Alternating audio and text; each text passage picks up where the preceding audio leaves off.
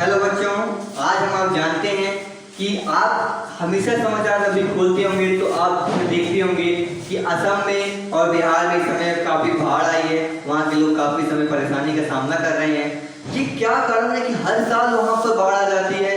क्या गवर्नमेंट कुछ कर नहीं रही? देखिए, आज हम आपको बताएंगे क्या कारण है वहाँ पर बाढ़ आने का, चाहे वो बिहार हो या असम हो।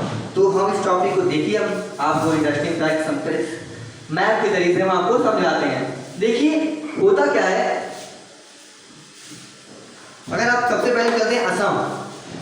देखिए असम में आप देखेंगे तो यहाँ पर हमारा असम का बॉर्डर है, उसके बाद ये असम है हमारा। अब असम में जब आप देखते हैं तो यहाँ पर आते हैं हिमालय के रेंज आ जाते हैं। ये है पूरा हिमालय पर्वत एरिया है। हिमालय से एक नदी निकलती है ब्रह्मपुत्र। जो ब्रह्मपुत्र है ये नदी आती है इस तरीके से आती है और डायरेक्ट आके असम में गिरती है। अब ब्रह्मपुत्र एक कोई चीज अगर ऊपर से नीचे आती है तो काफी स्पीड में आती है। तो रीजन क्या है, जो काफी स्पीड में आने की वजह से ये असम में जब गिरती है तो इसमें चाइना की तरफ से कुछ नदियां आती हैं। इधर एक नदी आ जाती है, फिर यहाँ से यह नदी आ जाती है, एक इधर एक ये।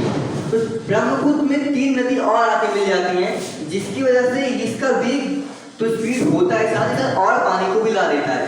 अब पानी आना ये समस्या नहीं है। देखिए जब हम करते हैं डिफॉरेस्टेशन, मतलब भारी मात्रा में पेड़ को काटते हैं। देखिए जो पेड़ होते हैं, जो प्लांट होते हैं, वो सॉइल को पकड़े रखते हैं एक जगह पर काफी मजबूती से। जब आप ये डिफॉरेस्टेशन कर देंगे, प्लांट लगाएंगे नहीं, तो सॉइल जो होते हैं उनको पकड़ने के लिए कोई है नहीं, उनको एकजुट करने के लिए कोई भी नहीं है। तो पानी जो है हर साल तकरीबन 1 लाख हर दिन 1 लाख मिट्टी, 1 लाख ट्रक भर की मिट्टी वो काट लाती है। उस काटने की वजह से वो लाके जो ब्रह्मपुत्र की नदी है यहाँ पर जो जाके मिलती है बांग्लादेश में, इस नदी को लाके यहाँ पर भर देती है।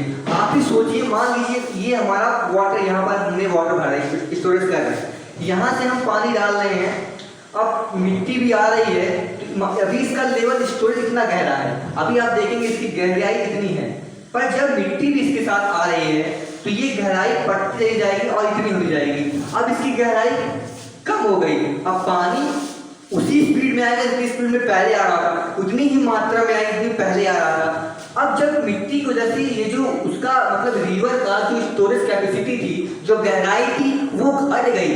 अब जब गहराई घट गई तो ये जो पानी है ये बाहर फैलेगा।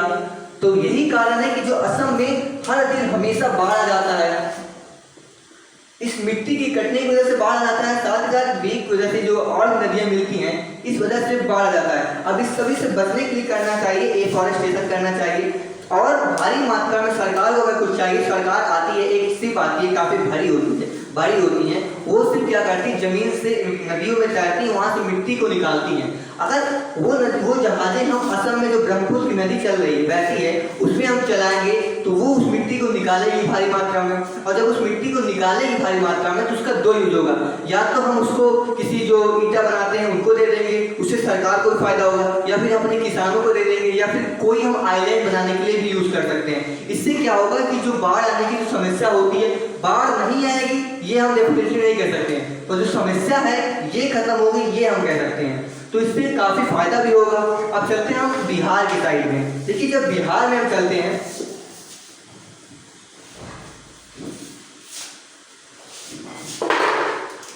हम ये बिहार में अगर चलते हैं तो बिहार में हम देखेंगे बिहार 2 तरीके से बटा हुआ है, 2 बाटों में। तो बिहार में ये है गंगा नदी, जो है मेन गंगा नदी। अब बिहार में नेपाल से तरीके से, नेपाल क्योंकि हम ऊपर हिमालय है बिहार के, तो और नेपाल से नदियों का काफी संगम आता है, इस तरीके से नदियां आती हैं। और हिंदुस्तान में भी आप देखेंगे इधर से भी नदी आएंगी, इधर से नदी आएंगी, ये सारी नदियां इधर आ जाएंगी। सारी नदियां आप देख सकते हैं कि बिहार में कितनी नदियों का समूह आ रहा है। सारी नदियां गंगा नदी में मिलती हैं और गंगा नदी का वेग पहले से ही काफी तेज होता है, तो इतनी नदी की मिलने की वजह से उसका वेग और बढ़ जाता है। अगर आप देखेंगे जो अगर हमारे भूगोल को आप समझेंगे हिंदुस्तान के बॉर्डर पे, तो हमारा भूगोल जो इस तरीके से लचा हुआ है, सारा पानी इधर आता है, इस साइड में आता है, सारा पानी इधर आने की वजह से बाद में यहाँ स्टोरेज बनता है। उसके बाद ये गंगा सागर में, या फिर आप देखेंगे बे ऑफ बंगाल जो हम कहते हैं, बंगाल की खाड़ी, उसमें जाके सारा पानी मिल जाता है। तो अगर बिहार में देखेंगे तो बिहार थोड़ा सा दबा हुआ है, क्योंकि हमारे जो अब ऐसे हम मान लीजिए भारत मान लीजिए अब यहाँ हम खड़े, हमने इधर झुके हुए हैं, तो हमारा सारा पानी इसी तरफ जाएगा, तो यहाँ पर जाता है बिहार, तो इस वजह से बिहार में काफ़ी मात्रा में पानी आ जाता है।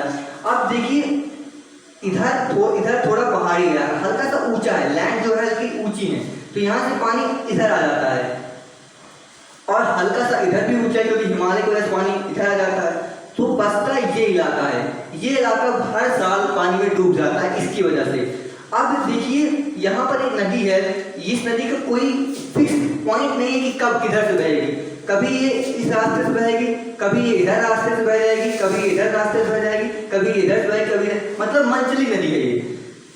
इस वजह से इसमें यहाँ पर पानी और काफी तरीके से बह जाती है। अब जब सारा पानी गंगा नदी में आके मिलेगा और 1 2 3 4 5 6 7 8 9 10 10 नदियों का संगम इस समूह में आ जा रहा है, तो आप देखेंगे ऑटोमेटिकली यहाँ पर जल स्तर बढ़ जाएगा और सेम प्रॉब्लम सॉइल की यहाँ पर भी फेस हो रही है। सॉइल की फेस तो आपने कभी देखा होगा कि नदियों में जब आप जाते हैं कहीं सप्लाई घूमने उड़ने, तो देखते होंगे नदियों में मिट्टी की जैसे छोटे छोटे हल्के हल्के आइलैंड बन जाते हैं, छोटे छोटे द्वीप जैसे बन जाते हैं, आप कभी भी देखेंगे।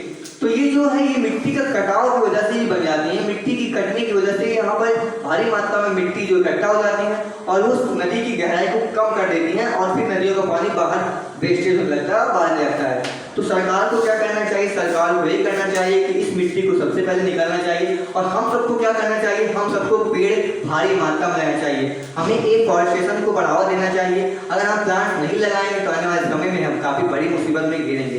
तो आप सबको भी प्लांट लगाना चाहिए। असम और बिहार वाले से हमारी संवेदनाएं हैं, उनके प्रति हमारी काफ़ी अभूतपूर्ति हैं। हम उम्मीद करते हैं कि जल्द ही उन सबको आशियाना उनका मिलेगा और वो सब हालात जो है वहाँ के सुधर जाएंगे। तो अगर वीडियो अच्छी लगे तो लाइक जरूर कीजिएगा और इसको सब्सक्राइब जरूर कीजिएगा हमारे चैनल को और शेयर कीजिएगा। Thank you.